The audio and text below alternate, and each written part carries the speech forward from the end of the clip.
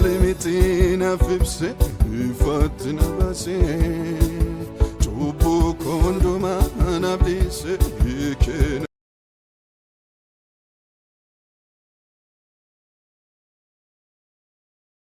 Nagaa Waaqayyoo isiniif haa ta'u akkam jirtu hordoftoota keenya kun sagantaa birmadummaa tan obboleessa keessan Eliyaas Gabulaati. Sagantaan kun Eliyaas Gabulaa official channel kan jedhu YouTube irratti kan isiniif darbu guutummaa isaa jiraatti kan isin argattan. Waaqayyo maqaan isaa kan eebbifame haa ta'u har'as barumsa keenya iddoo dhaabnee kaafnee itti fufna. Gooftaan nu gargaaree har'a kutaa lamaffaatti fufna barumsa keenya isaa walitti fufinsaan walii wajjin barachuu jalqabnee jechuudha. Kutaa tokkoffaa irratti maal akka walii wajjin barataa turre irra seema keessa isin yaadachiiseen barumsa keenya har'aatti dabarra isa dura garuu akkuma amaleeffannaa keenya Waaqayyoon waliin kadhannee jalqabna. Amma bakka jirtanitti Waaqayyo Gooftaan akka isinitti dubbatu sekondii murtaa'aadhaa fi walii wajjin kadhannaa. Kadhannu hundi keenya lafa jirutti haala kam keessa illee jiraattan Waaqayyo Hafuurri Qulqulluun akka isinitti dubbatuu fi walii wajjin hin kadhannaani Gooftaa guddifnee si galateeffanna. Maqaan kee bara baraan haa eebbifamu. Situ sa'aatii kana nuu laate, situ yeroo kana nuu laate galanni siif haa ta'u. Obboloota koo biyya garaagaraa haala garaagaraa keessa jiran hundumtuu maqaa Yesuus Kiristoosiin sagantaa kana hordofaa kan jiran ati isaan eebbisi. Maqaa Kiristoos Yesuusiin sammuun isaanii haa banamu. Dubbii kee hawwataniif sammuu isaanii bane jedhamee barreeffamee inni jiru sun isaan irratti raawwatu. Yaa Waaqayyo dubbii kee waan namaaf ibsite malee namni beekumsa sammuu isaatiin bira ga'uu hin danda'u, foon isaatiin namni bira ga'uu hin danda'u. Ati dubbii kee kana obboloota kootti dubbadhu. Ati isaan fayyisi sagalee kee kana kan nama fayyisu sagalee kee kana kan birmadummaa nama baasu birmaduu isaan baase haala isaan keessa jiran keessa ati dubbadhuuti sagaleen kee hidhaa hiika waan ta'eef galanni siif haa ta'u. Samii kana nuuf saaqi. Hafuurri hamaan kanaan mormu kan hidhame haa ta'u galanni ulfinni siif haa ta'u waan nu dhageesseef ulfaadhu maqaa Kiristoos Yesuusiin ameen. Tole barumsa keenya yeroo darbee si yaadachiisuuf jecha Waaqayyo nama inni itti dubbate akkamiin beekna kan jedhu jalqabnee jirra. Yeroo dheeraadhaaf kanadha kan nuti walii wajjin barannu akkuma seensaatti walii wajjin kutaa tokkoffaa jalqabnee turre Waaqayyo bara kakuu moofaatii kaasee amma har'aatti hin dubbata Waaqayyo garuu Waaqayyo dubbachuu dhiisuusaa kan ittiin beeknu maalidha kan jedhudha kan nuti walii wajjin ilaallu. Namni Waaqayyo wajjin dubbachuu hin barbaanne namni Waaqayyo akkasitti dubbatu hin barbaanne namni tokkoyyuu hin jiru. Garuu yeroo baay'ee gowwoomfamna. Addaamiif waan irraa kaasnee namni Waaqayyoon dhaga'uu dhiisee gara biraa dhaga'eetudha nyaatamaa miidhamaa amma har'aa geenye jechuudha. Inni kun baay'ee mata duree barbaachisaadha waan ta'eef maaloo sagantaa kana jalqabaa kaasaatii hamma xumuraatti hordofaa. Sagantaa isaarraa duwwaatu hin ta'in walitti fufinsaan barumsa nu barannu kana maaloo hundi keessan akka hordoftan jaalala Gooftaatiinan isin gaafadha. Addaamiif waan irraa kaasee namni gowwoomfamaadha kan inni irra ga'e. Gowwoomfamuu kana jalaa akka ooltaniif dubbiin Waaqayyoo waan kaa'e qaba waan ta'eef isadha kan walii wajjin ilaaluu jalqabneerru jechuudha. Waaqayyo durii kaasee hin dubbatu hin jenne narra garuu sobdoota kan jedhaman kan bifa raajummaatiin bifa barsiisuutiin bifa garaagaraatiin faarfattoonni sobduun jiru. Lallabdoonni sobduun jiru. Sobdoota walumatti qabaatti sobdoota jedhaman yoo fudhadhe gaarii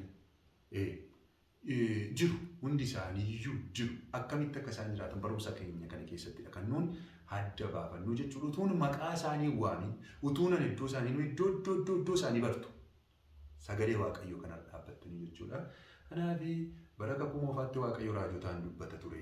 Yeroo Ibroota boqonnaa tokko irratti raajotaanii namoota garaagaraatiin darbee dubbata ture Waaqayyo. Bara kakuu haaraatti garuu ilma isaa Yesuus Kiristoosiin nama hundumaatti dubbata Waaqayyo maqaan isaa eebbifamu. Kanaaf bara kakuu moofaa sana fakkeessanii Waaqayyo bifa addaatiin anatti fayyadama. Waa'ee kee karaa kooti kan Waaqayyo dubbatu sitti hin dubbatu jedhanii akka Waaqayyo nutti hin dubbannetti ofii isaanii Waaqayyoo fi nu gidduu galanii Nu gidduu galanii Waaqayyo nurraa fagoo akka inni ta'e godhanii kan nu gowwoomsan irra sobdoota hedduutu jiru. Isa kanarraa akkasiin ooltan maatiin nama baay'ee, qabeenyi nama baay'ee, jireenyi nama baay'ee diigamaa jira guyyaa har'aa kana. Sagalee kana kan hordofaa jirtan in ooltu dhugaan isiniin jedha barumsa kanarraa kan ka'e jechuudha. Waaqayyo nama hundumaatti dubbata. Jenneetu kan walii wajjin ilaalle inni biraan immoo hin gowwoomina. Hin amanina nun jedha sagalee Waaqayyo. Hin amanina hafuuraan dubbanna kan jedhan hundumaa hin amanina. Qoraa ilaalaa nun jedha sagalee Waaqayyo. Hin tuffatina qoraa ilaalaa nun jedha. Sirriin jiru sobdoonni immoo baay'ee warra sirriirra ila waan isin baruun isin argatu baay'eedha isaan. Warra sirriirra baay'eetu waan ta'eef hin nyaatamna jechuudhaan beeknu taanaan hin nyaatamna. Balaa isaan nurra geessisan har'amma kutaa lammaffaa kana kan nuni kutaa lammaffaa irraa kan nuni walii wajjin ilaallu sobdoonni eessa jiru? Miidhaa isaan geessisanis maali kan jedhudha kan wajjin ilaallu. Miidhaa isaan geessisan kana hin beeknu taanee jennaan barumsi kun badaama isinitti hin fakkaatu, badaadhuma isinitti fakkaatu, salphatee isinitti mul'ata jechuudha. Kanaan dura akkasiin na rakkisaa turan namoonni baay'een amma reefu isaanii galee eessatti baddee maaloo barumsa sanaa jechuutti kan ka'e namni baay'een isaa erga nyaatamee booda, erga isaan qullaa buusanii booda, erga maatiin isaanii diigamee booddeedha namoonni baay'een kan isaan barumsi kee kun gaarii dhalleedha kan isaan naan jedhanii. Kanaaf sirriitti hordofa miidhaa guddaa geessisu jarri eessa akka isaan jiran immoo ji'oogiraafikalii eessa akka isaan jiran eessas isinitti himu eessa akka isaan jiran eessa jiru laata. Sagalee Waaqayyoo Phexros isa lammaffaa boqonnaa 2 lakkoofsa 1 irraa kaasee isinii dubbisa. Akkasumas ittumaansee Yohaannis duraa boqonnaa 2 lakkoofsa 18 irraa kaasee isiniin dubbisaa. Isa kanarra dhaabbanneetu eessa akka isaan jiran miidhaa akkamii akka isaan geessisanii walii wajjin ilaalla. Miidhaa guddaa geessisu. Miidhaa dhugaan isiniin jedha jireenya keessan keessatti kana hafuuraas ta'e kana foonii amma jarri kun isin miidhan, amma jarri kun kiristaanota miidhan, amma isaan jireenya hafuura namaa miidhan qaami kamiyyuu isin hin miidhu. Dhugaan isiniin jedha qaami kam isin hin miidhu. Kanaaf sirriitti sagaleen Waaqayyo jala mureen nutti dubbata waan ta'eef isaan isinii dubbisa jalqaba dura ragaan keenya sagalee Waaqayyo. Sagalee Waaqayyo waa'ee jara kanaa maal jedha isa jedhu walii wajjin ilaalla waan ta'eef Eeliyaasitu akka jedhaniiti. Wangeelli maal jedhe? Maal jedhe wangeelli? Phexros lammaffaa boqonnaa 2 lakkoofsa 1. Akkuma raajonni sobduun saba sana gidduu turan akkasuma barsiisonni sobduun isin gidduu hin jiraatu. Isaan warra utuu irratti hin beekamin barsiisa wanta amaname irraa kaachisee nama balleessu fidanii goofticha isa fureeyyuu gananii ofii isaanii irratti badiisa rifachiisaa fidanii. Namoonni baay'een gadhiisitti jiraachuu isaanii kana duukaa bu'u. Sababii isaaniitiifis karaan dhugaan sun maqaa gadhee argata. Sassata isaaniitiin immoo dubbii mataa keessaa fuudhanii odeessaniin isinirraa nyaatu. Firdiin bara durii jalqabee isaan irratti kenname hojjechuu hin dhiifne. Badisi isaanis dhibaayee hin rafne. Jedha Yohaannis sadura boqonnaa 2 lakkoofsa 18 irraa kaasee 18-19 isin dubbisa. Ijoollee yeroon kun isa dhumaati. Kiristoosiin kan mormu akka dhufu kanaan dura dhageessaniittu. Ammas warri Kiristoosiin mormanii baay'ataniiru. Kanaafis yerichi isa dhumaa akka ta'e nu hin beekna. Isaan nu keessaa ba'an malee kan keenya miti. Utuu kan keenya ta'anii nu wajjiniin ittiin fufu turan. Garuu isaan hundinuu kan keenya akka hin ta'in haa mul'atuuf nu keessaa ba'anii. Jedha sagaleen Waaqayyo. Anaa kunuuti. Kana fakkaata. Eessa jiru? Eessa jiru? Jarri kun eessa jiru? Isa jedhuuf deebiinsaa gabaabaadhumatti fagoorra hin jiran jarri kun. Fagoorra hin jiran jarri kun. Biyya fagoo miti kan isaan jiran. Nurraa fagaatanii jiru miti. Amantaa gara biraa keessa jiru miti. Waan isin ajaa'ibu keessaa inni biraan immoo. Amantaa biraa keessaa dhufu miti. Nu keessa jiru, isin keessa jiru. Nu jedha sagalee Waaqayyo. Numa keessa, waldaa keenya keessadha kan isaan jiran. Waldaa keenya keessa jiru. Yohaannis waldaa keenya keessa jiru, waldaa keenya keessaas baana. Phexrosis akkasuma jedheetudha kan inni dubbatu. Nu keessa jiru. Fagoorra jiru miti jarri kun. Jarri kun nu keessa jiru. Waldaama Mulwangeelii keessa jiru. Waldaama Qaanessis keessa jiru. Waldaama warra sirrii, waldaama Qaadiyootii keessa, Masarata Kiristoos keessa kan kana fakkaata waldaatuma warra sirrii keessa jiru. Arras achi keessa jiru. Booris achi keessaa ba'u. Warri ba'anis achuma keessaa ba'an. Mee ilaala. warra sobdoota har'a biyyaaf gamsiisaa jiran kan ilaalame. Warra biyyaaf gamsiisaa jiran kan. Hundi isaanii waldaadhuma sirrii keessaa ba'an. Har'as waldaadhuma sana keessa jiru. Ammayyuu qabna. Ammayyuu jiru waldaa kiristaanaa keessa. Faarfattoonni sobduu, lallabdoonni sobduu, paasteroonni qeessonni sobduun achuma keessa waldaadhuma kana keessa jiru. Isa dhagaa adagaan guddaan, isa dhagaa balaan guddaan. Utuu diina fagoodha ta'e, fagoo irratti eeggattu. Amma garuu nu wajjiniin faarfatu, nu wajjiniin irbaata gooftaa, irbaata qulqulluu fudhatu, nu wajjiniin waan hundumaa godhu, nu wajjiniin ba'u, nu wajjiniin galu. Garuu isaan sobdoota akkasiitu jiru waldaa kiristaanaa keessa. Asuma keessaa ba'u natti jedhamti. Wangeelumatu akka jedhu. Wangeela Kiristoos akka jedhu. Jara fagoo irra hin ilaalina. Ijoollee keessaniif balaan guddaan asuma waldaa keessa jira. Waldaa baqadhaan isin hin jedhaa jira miti. Akkamitti akkasin of eeggattan, akkamitti akkasin adda baafattan sagalee Waaqayyoo irra dhaabbannee walii wajjin ilaalla waan ta'eef waleeggata, qorataa, akkasiin walii wajjin sagalee Waaqayyoo yoo beekne hin nyaatamu. Sagalee Waaqayyoo yoo beekne jechuudha yoo dubbiin Waaqayyoo nu beekne. Isaa ala garuu fagoo irraa hin eegina. Waldaama keessa jiru. Waldaama koo keessa jiru. Eessaayyuu hin dhufan. Waldaanuma kana keessadha kan isaan jiran. Waldaanuu keessa jiru keessa jechuudha. Durii kaasan jechuma keessaa ba'anidha. Kan amma isaan keessaa ba'anitti ani yeroo isaan ba'anii sokkanii gammachuu guddaadha. Sinimaa isaan kan keenya miti waan ta'eef. Isaan kan keenya miti. Sokkuutu irra jiraata. Utuu sokkanii baay'ee gaarii. Garuu nu keessa ta'aniitu soba isaanii sanaan miidhaa guddaatu karaa fooniis karaa muraasa irratti gaggeeffama. Balaan guddaan isa keessaati. Rakkina keessaa qabna yaa waldaa kiristaanaa. Yaa saba Waaqayyoo rakkina keessaati inni guddaan. Inni sokke. Isa sokkeef Waaqayyoon galateeffadha. Maaliif galateeffatte naan hin jedhina? Silumaa isaan kan keenya miti jedha wangeelli waan ta'eef. Warri kan keenya hin taane wangeelli kan keenya miti dhaqan erga jedhe ani Waaqa caalee dhimma mararfadhuuf hin qabu. Warri sokkan Waaqayyoo nan kadhadha ammayyuu nan barbaada ammayyuu warri jiran kun baanii akka isaan sokkan dafii godhe Yihudaadhaan dafii godhe waan gochuuf jette sana dafii godhe. Dafaniitu sokkanii hin nyaatamnu sila.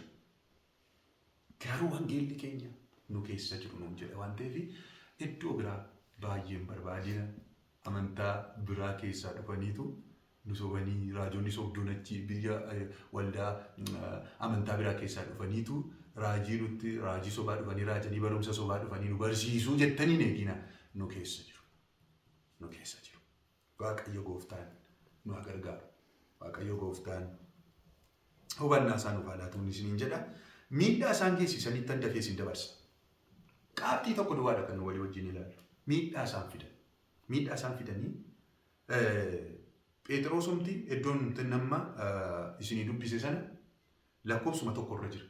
Akkuma raajonni sobduun saba sana gidduu turan akkasuma barsiisonni sobdiin gidduu jiraatu isaan warra utuu irratti hin beekamiin barsiisa waan ta'e amanamee irraa kaachisee nama balleessu fidanii goofticha isa furee isaanii gananii ofii isaanii irratti badiisa rifachiisaa fidanidha jedha. Iddoo kanatti amantii satti amannirraa warra nu kaachisan jedha. Satti amannirraa nu kaasu. Isatti amannee jirru, isa qabannee jirru, Kiristoos kanarraati nu kaasu. Balaan kana caalu jiru. Amma Kiristoos irraa kaateetta taanaan, Kiristoos irraa adda baata taatee jennaan. Amma barumsi barsiifamuun irra jiraatu gara biraa barumsi kun hin barbaachisu yookaan immoo utuu wangeela lallabdee warra jettanii Kiristoos irraa kan nama kaasu namnoo Kiristoos irraa kaataa jira namnoo Kiristoosiin dhiisaa jira akkamitti akka inni dhiise fa'aa fakkeenyaaf hafuuf fudhadhee isinittan dubbadha namnoo Kiristoosiin dhiisaa jira nama Kiristoosiin dhiisee wangeela dhiisee gara Kiristoositti deebisuu gara wangeelaatti deebisuu caalaa wangeelli jira jedhee yaaduun jira jedhee yaaduun inni guddaan miidhaa isaan fidanidha Phexros Iddoo kanatti gaafa dubbatu amantii keenya isa jalqaba duraa qabanne sana Kiristoos irraadha adda nu baasu. Maal godhanii jedha barsiisa mataa isaanii qabu kan ittiin Yesuus irraa adda nu baasan.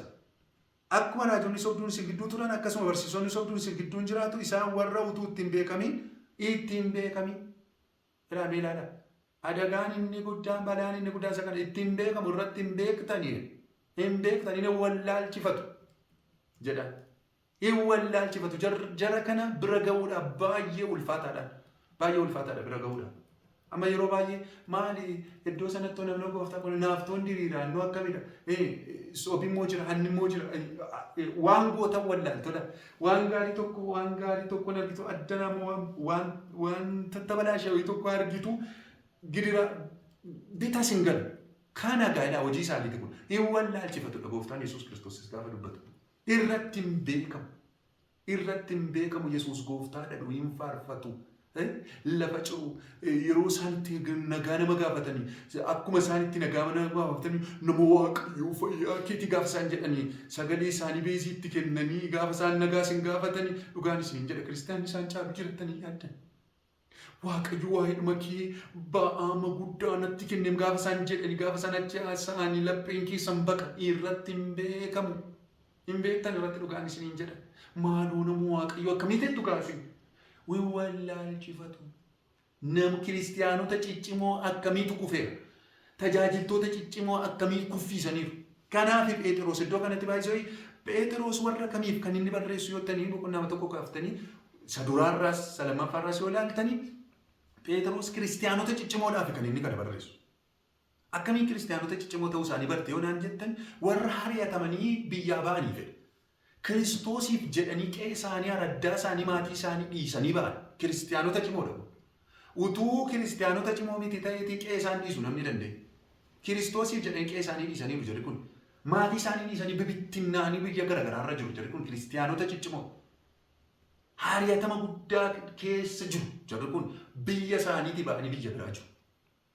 Yoo Kiristoositti cimaa ta'e malee amma bara keenya kana fudhannee yoo ilaalle dhugaan isiniin jedha namni qe'ee isaa dhiisu Kiristoosii fedhee jira laata? Isa miti numti warri tajaajilu kun qe'ee keenya dhiifnaa laata Kiristoosiif jennee?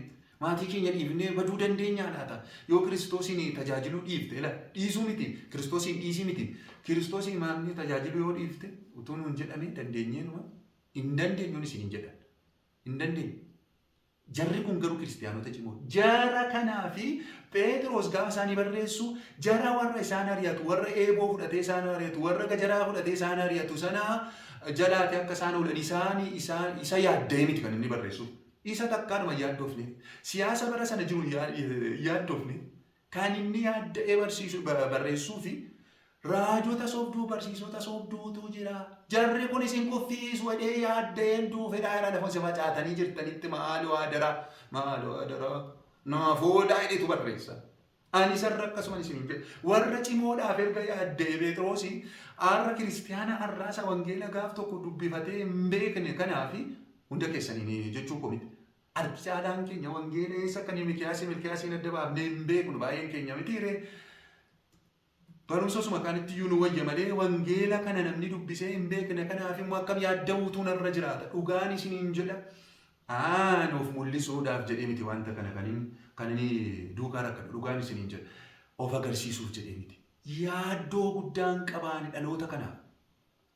Seexanni kan inni itti fayyadamu inni guddaan isa kana naa jala muraanaa qabaa. Seexanni kan inni ittiin mana Waaqayyoo keessa amantii amma jiru kana kan inni ittiin cufu waldaan kiristiyaanaa bifa kanaan itti fuftee kan isheen ittiin cufattu waa biraatiin miti. Siyaasaan miti naamana. Ari'atamuu gara biraatiin hin cufattu. Waldaan hin cufattu karaa kanaan.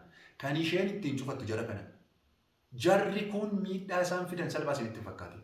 Maatii nama baay'ee diiganii. Amantiirraa nama baay'ee kaasanii. Yesuus Kiristoosiin nama dura haqanii. Qoricha isaan itti namatti godhatan ani hin beeku. Garuu humna guddaa qabu jarri kun. Waldaan kiristiyaanaa kanaan dura tuffachuu isheerraa kan ka'e maal sobduudha maal fiddi jedhu. In jedhu waggeelli keenya akkas hin jiru. Phexros jara kanaaf kan inni yaadde dhugaan isiniin jedha warra isaan ari'atanii biyyaa baasan sana ammas dhufanii isin ajjeesudha isa yaaddee miti. Kan inni barreessu Ani cimootuma taatanii yoo jirtaniyyuu jara kanaan isin yaadda'a. Jarri kun dhufaniiru jedha. Akka wanta dhexxaba wayii tokkotti yaaddu yeroo namni waa'ee kanaa kaasu. Meeqan keessantu nyaatameera? Dhugaan isin jedha. Nama baay'eetu nyaatameera. Waan seenaa nama gaddisiisu waan baay'eetu jira. Dhugaan isin jedha. Yeroo hin qabnu waa'ee isaa sa'uudhaaf malee. Kan gooftaan yoo jedhe gara fuulduraatti namoota isaaniin miidhaman funaaneetan interviyuu godhe isinii dhiyeessa gooftaan yoo na gargaare. Dhugaan isin jedha. Yoo Waaqayyo mana naaf kenne. Namoota hedduudha kan bilbilu gargaaru. Dhugaan isin jedha. Kanaaf miidhaa isaan fidan salphaa miti. Inni guddaa fi inni dhuma Yesuus irraa namni adda bahee jennaan bakka jireenyi maalii? Yesuus waan jireenya jedhe. Jireenyi maalii namni Yesuus irraa adda bahennaan? Ati Yesuus irraa adda baatennaan jaarri humna Yesuus irraa nama fottoqsuu qabu. Humna akkasii qabu. Har'a kunoo namni keenya kiristiyaanni keenya ofumaa dhufee waldaa guutee taamalee baay'een isaa uummata gooftaa dhiise. Hin kadhatu. Maqaa Yesuusiin waamu maqaa Yesuusiin illee hin jedhu ammas namni gooftaa dhiiseera. Jarri kun wallaalchifatoodha. Yesuus Kiristoos gooftaa miti hin jedhan isaan karaatti baadheedha isinittan hima. Ishee kana dhaggeeffadhaa. Yesuus Kiristoos gooftaa miti hin jedhan gabbaanii. Yesuus Kiristoos hin fayyisu hin jedhan gabbaanii.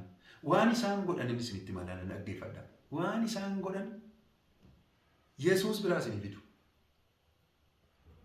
Yesuus biratti waa biraa isinii fidu. Isa kana dhiisi isheen kuni ariifatee si raawwatanni kun jedhu. Karaa kanaatu akkas goote amma waa Yesuus dhiisiiti sin Yesuusin fayyisu sin hin jedhu. Waa biraa tokko isin fidu. Amma yeroo ammaa kana ani qabattoosee mani isinitti amma yeroo ammaa kana namni yoo dhukkubsate hin kadhatu wangeelan dubbifatu waliin kadhatu. Amma maalidhaa gandarra deemee yoo ofiisaan qabu ta'e zayitii barbaaddata zayitii dibata.